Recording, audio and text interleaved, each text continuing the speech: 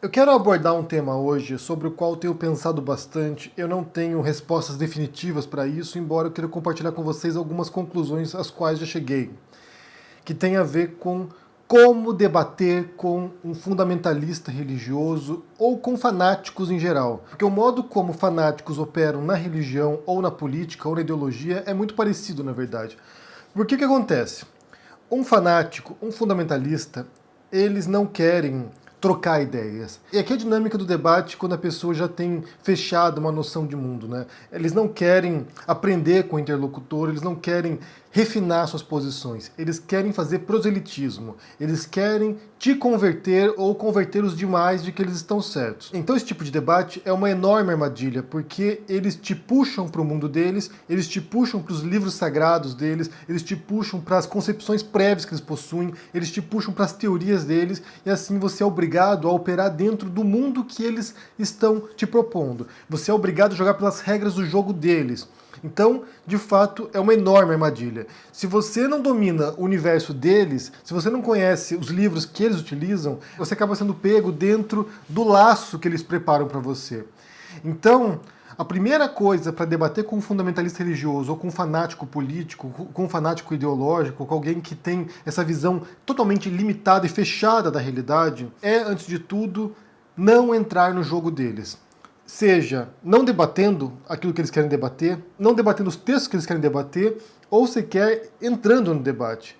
Porque, como eu disse, a intenção não é trocar ideias, a intenção não é aprender com você, porque, assim, duas posições diferentes, em tese, cada um aprenderia um pouco com o outro. Mas não, eles têm a visão fechada já e eles não vão aprender com você. Então, não há a menor chance de você vencer, entre aspas, o debate, porque eles não estão dispostos a fazer concessões. Eles já estão fechados com aquele pacote ideológico. Então, de fato, não há nenhum debate genuíno. A gente falou recentemente sobre isso, né? Como o debate, em tese, deveria ser uma busca pela verdade. Ou seja, duas posições vão debatendo, trocando ideias, e cada uma vai fazendo concessões, talvez, até um ponto que se chegue num solo comum. Olha só, a gente sabe que nessas duas posições, o que a gente tem de real é isso, e a gente une essas partes e chega a um estágio melhor, a uma outra posição. Ou uma das partes reconhece que está errada e a outra está certa, ou que as duas estão erradas, ou que a gente não sabe até o momento qual é a melhor resposta. Então você faz concessões. Mas quando você tem fanáticos religiosos ou ideológicos, não existem concessões. Essas pessoas não estão dispostas a abrir mão dos seus dogmas. E aqui a gente fala de dogmas no sentido como usado pelos céticos. Eu vou mencionar esse texto aqui, que é excelente, que é Esboços Pirrônicos, escrito pelo Sexto Empírico, que é um dos principais textos do ceticismo clássico grego, que fala justamente isso. Dogmatismo não tem a ver com religião necessariamente, tem a ver com a pessoa achar que sabe a verdade. E uma das posturas céticas por excelência é: eu não sei a verdade. Eu não sei nem sequer se existe a verdade. Eu sei que nada sei, que é uma postura socrática também, né? O Sócrates fazia isso. O Sócrates era alguém que se encontrava com pessoas que achavam que sabiam as coisas e, ao longo dos diálogos platônicos, o Sócrates mostrava que essa pessoa não sabia o que ela achava que sabia. Então, basicamente é isso. A postura cética é de você não saber e você achar que o outro também não sabe. Porque aqui está o grande problema. Para cada visão de mundo, para cada visão de religião, para cada visão de sociedade, existem as mais distintas teorias para isso. Existem mais de 4.300 religiões no planeta. Existem, para explicar a sociedade, as mais distintas teorias sociológicas. Existem, para explicar a economia, as mais distintas teorias econômicas. Na filosofia, então, você tem 2.500 anos de filosofia e você tem as mais distintas conclusões para os mesmos fenômenos. Por exemplo, em duas questões sobre as quais eu trabalhei na universidade que eu pesquisei, que é a obra de arte, ou seja, a área da estética na filosofia, e a questão da verdade, a busca pela verdade, o que é a verdade. Para cada uma dessas perguntas, o que é a obra de arte e o que é a verdade, você tem as mais distintas teorias elaboradas. Você tem as mais distintas visões. Alguns autores vão dizer que o que compõe a obra de arte é algo intrínseco, que é a beleza. Alguns vão falar que não tem nada disso, que não existe nada intrínseco na obra de arte, que é uma relação entre sujeito e a obra. Outros vão dizer que, na verdade, é um consenso, é algo contextual. Você tem grupos de pessoas fora da obra de arte que decidem o que é obra de arte, e assim por diante. Então, para cada problema, para cada questão, existem as mais diferentes respostas. E quem é dogmático, ele vai pensar que a sua resposta é a definitiva, é a resposta fechada. Essa é a resposta que existe e ela vale para todo sempre.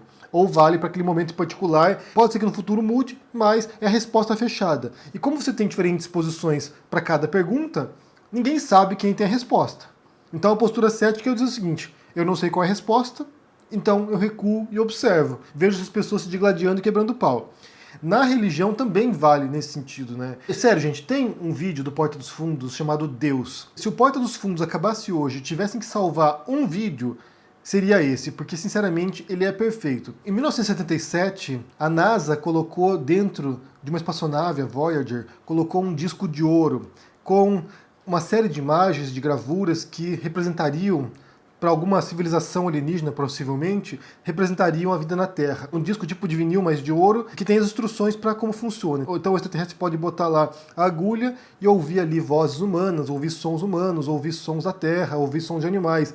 Então eles gravaram nesse disco de ouro algo que eles gostariam que alguma civilização extraterrestre, se um dia encontrasse esse disco de ouro, pudesse compreender o que nós somos.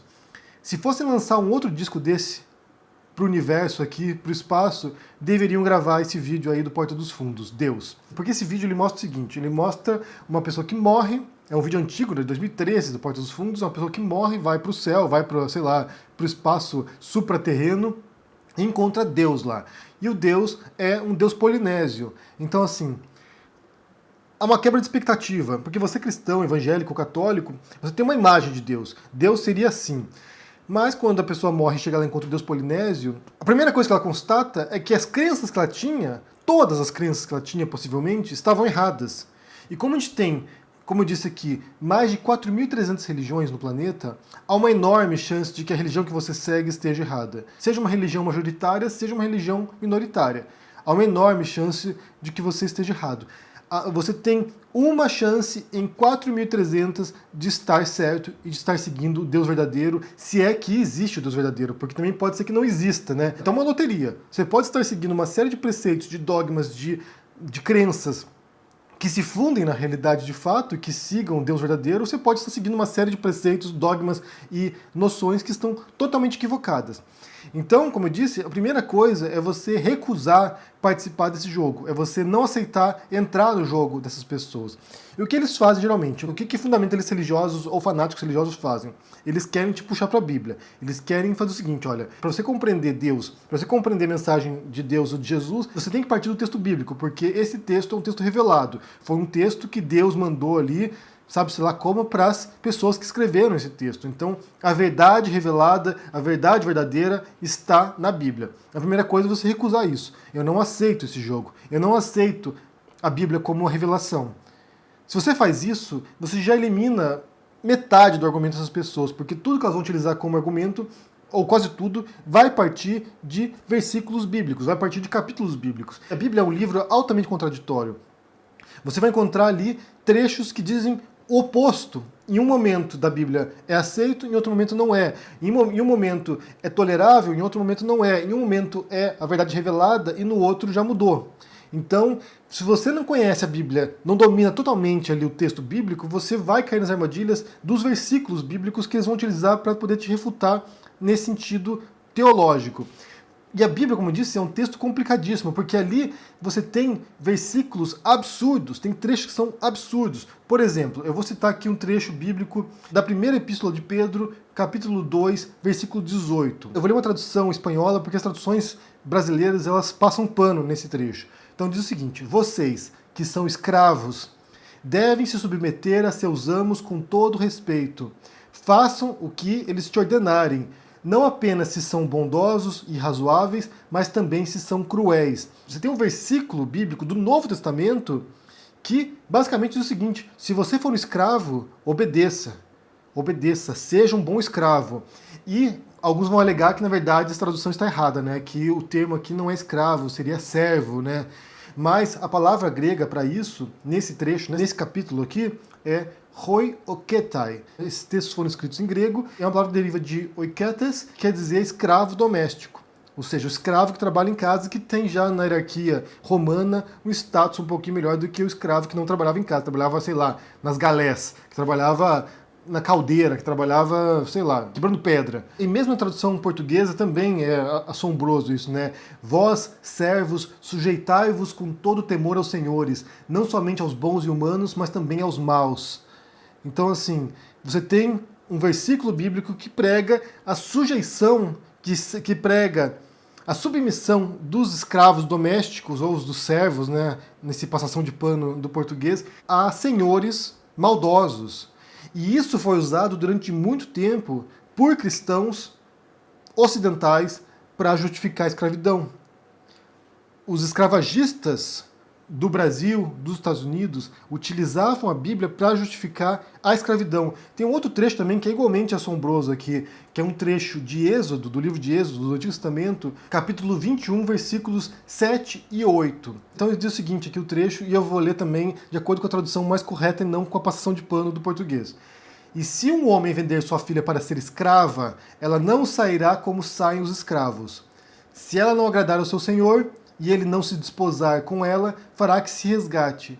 Não poderá vendê-la a um povo estranho, agindo deslealmente com ela. E mais uma vez o termo usado também, que é escravo doméstico. Então aqui, no Êxodo, tem um trecho no qual legitima a venda da filha como escrava. E nesse caso, uma escrava sexual, né? Porque ela poderia casar com seu amo. Então você pode encontrar na Bíblia tanto trechos que vão defender tolerância, amor, respeito ao próximo, principalmente no Novo Testamento em diante, mas também só encontrar trechos que justificam absurdos. Outro trecho aqui, Deuteronômio 23, versículos de 1 a 2. Aquele a quem forem trilhados os testículos ou cortado o membro viril, não entrará na congregação do Senhor. Nenhum bastardo entrará na congregação do Senhor, nem ainda a sua 10ª geração entrará na congregação do Senhor. Ou seja, se você não tiver saco nem pinto, você não pode entrar na igreja. E se você for filho bastardo de alguém, isso inclui talvez 40% da população brasileira, porque em algum momento alguém traiu alguém. Tem uma frase atribuída a Machado de Assis que diz que a árvore genealógica é a maior mentira que existe, porque supõe que ninguém traiu ninguém em nenhum momento.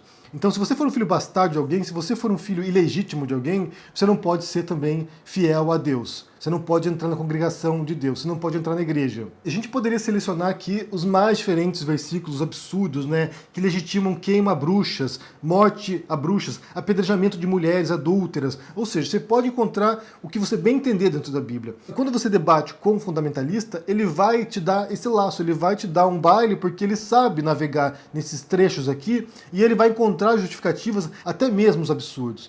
Daí vai partir de uma alternância entre uma interpretação literal da Bíblia, esse trecho aqui é literal, Adão e Eva realmente existiram e foram os 2 primeiros seres humanos, até uma interpretação metafórica da Bíblia. Ah, não, esse trecho aqui não quer dizer exatamente isso, quer dizer uma outra coisa metafórica. E aí você entra em várias instâncias que você não sabe distinguir se é literal ou metafórica. Jesus ressuscitou de fato?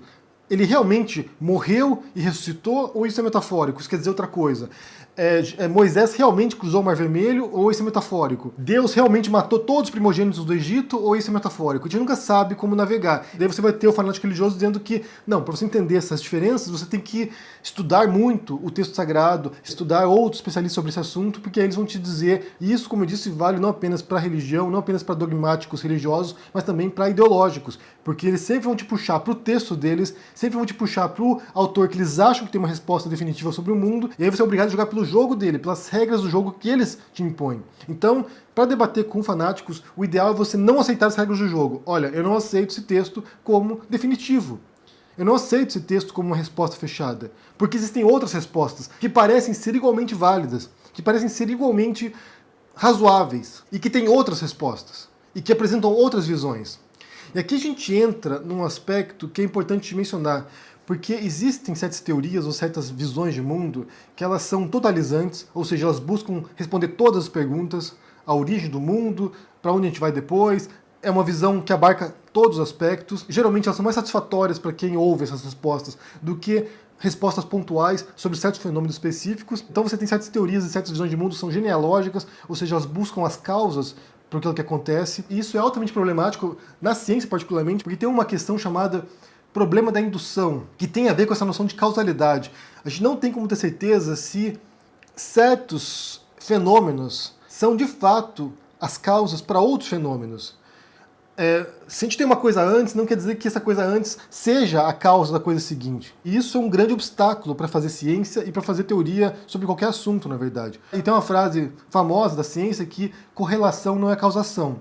Então, quando você busca respostas causais para o mundo, isso é um enorme problema, porque a gente não tem como verificar muitas vezes isso. E por outro lado, a gente tem respostas que são descritivas do mundo, ou seja, a pessoa vai lá, observa o mundo e diz o seguinte: as coisas se dão assim. As partes funcionam assim. Eu estou vendo o mundo e é isso que eu consigo descrever. As respostas descritivas do mundo são menos problemáticas do que as genealógicas, do que essas que buscam respostas causais para o mundo. A origem dos fenômenos. Porque a descrição, você pode simplesmente olhar o mundo e ver se a descrição bate ou não com o mundo, né? Então se a pessoa falar, isso aqui acontece desse modo assim, assim, assado, você olha para as coisas e olha, realmente parece corresponder. Então, nesse sentido, a explicação descritiva é muito próxima da realidade, então eu posso aceitar isso. Já no caso da origem, no caso da genealogia, aí isso exige um enorme esforço de juntar essas partes e ver realmente se houve uma relação causal. E esse é um enorme desafio da história, porque a história, por exemplo, ela parte, em grande essência, de relações causais. Então, a Segunda Guerra Mundial começou por causa disso, e por causa disso, e por causa disso. E assim você vai juntando causas e efeitos e vai montando, compondo um panorama. Mas como a gente não tem como recriar a história, reproduzir a história, né, refazer os eventos, a gente não tem como saber se outras causas não levariam as mesmas consequências também. Então, em muitas circunstâncias, não dá para dizer com certeza se aquelas causas foram de fato as causas para os fenômenos. E isso é algo que acontece também com a religião, porque você tem ali explicações de causas para a criação do mundo, e as mais distintas religiões têm diferentes causas, e se você simplesmente não tem como confirmar isso. Então, para concluir esse vídeo aqui, a minha recomendação, a partir da minha experiência pessoal nesse caso, é para confrontar fanáticos, religiosos ou ideológicos. O melhor modo é não cair nas armadilhas que eles te propõem, é não cair no mundo fechado no qual eles vivem. Porque se você fizer isso, você é obrigado a operar dentro dos conceitos deles, dos dogmas deles, das respostas que eles possuem. Se você fizer isso, você cai na arapuca que eles armaram. O melhor método é, eu não vou operar dentro da Bíblia, porque para mim a Bíblia não é um livro sagrado, não é um livro revelado. Vamos operar na realidade, o que a gente sabe sobre o mundo real. Aqui está o mundo real. Como é que a gente lida com isso? Não a partir das suas referências, não a partir da sua visão dogmática e fechada. Nem sempre funciona, mas me parece um modo mais sensato de lidar com questões dogmáticas. Eu quero saber o que vocês pensam sobre esse assunto aqui, se vocês já tiveram que debater com um fundamentalista religioso antes, né? Como é que foi a discussão, o que aconteceu aí, como é que você respondeu a essas visões fechadas e altamente dogmáticas da realidade. Deixa aqui embaixo no comentário o que você pensa, deixa o joinha, assine o canal, confira o meu livro Minha Especialidade é Matar, sobre 1 ano e meio do governo Bolsonaro, e a gente se vê por aí. Abraço e até mais. Tchau!